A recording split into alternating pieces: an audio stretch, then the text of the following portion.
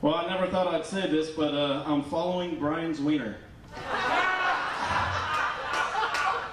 Do we have any parents out there? Any parents in the crowd?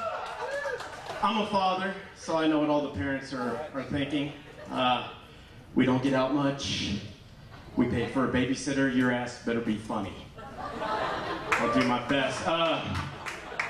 After my daughter was born, I decided I should probably start drinking a little less beer. You know, it says do not operate heavy machinery on the cans. Well, they should probably add do not participate in child supervision.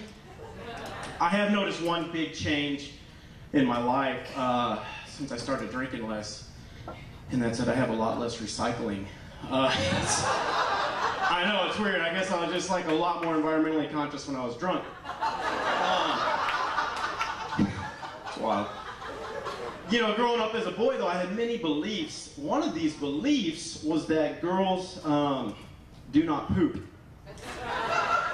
I know it's juvenile. I really know it is. But let me tell you the thought process on this. You know that saying, you can pick your friends, you can pick your nose, but you can't pick your friend's nose?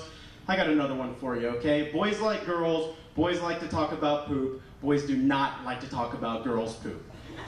The last thing I want going on up here is picturing a sexy woman sitting on the pot reading the Sunday paper. My mom, she actually went along with my myth. But she told my wife, she said, one day, he's going to figure it out. Hello, baby daughter. Yeah.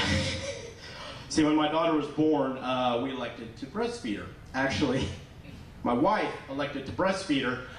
My daughter actually did latch onto my nipples from time to time. I had to remind her, yes, Daddy has similar equipment. No, Daddy's supply is not in stock. But when you elect to breastfeed, you actually get to meet with these lactation Nazis, nurses that tell you how it's done properly.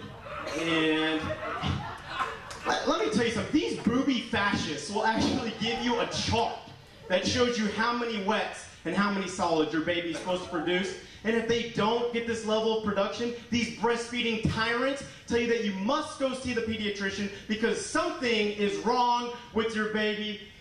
They're truly pleasant people.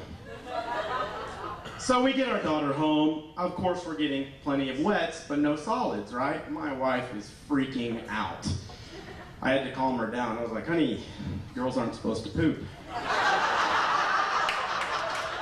I think my theory is totally being confirmed, right? But like, after 2 days, no solids, we have to go to the pediatrician. You know, we walk in. First thing I noticed, there's two sides. One for sick kids, one for well kids. Truly, segregation at its finest.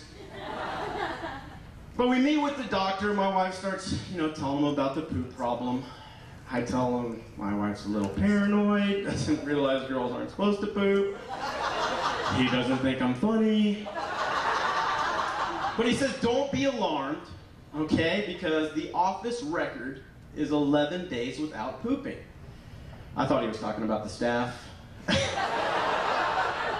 Apparently we were talking about babies. So he goes on to say, he says, you know, if you go another 24 hours without a solid, we're going to have to stick in a suppository. Just making sure we were talking about babies again. So he goes on to say, if we have to stick in the suppository, it'll loosen the bowels and produce the desired result. All I was thinking about the whole time is whenever you're trying to get the ketchup out of the ketchup bottle, you're like shaking and shaking, but nothing's coming out, so you take like a French fry or a knife and, you know, you try to loosen up. And I was like, wow, you know, like a suppository is way better than jamming a French fry up my daughter's ass. So anyway, that night, 3 a.m., she wakes up. I go put her on the changing table, unswaddle her, and I discover poop everywhere. It looked like somebody put a brownie in the microwave and just forgot about it.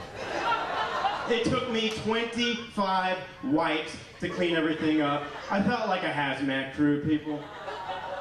That's all my time, guys. I appreciate it.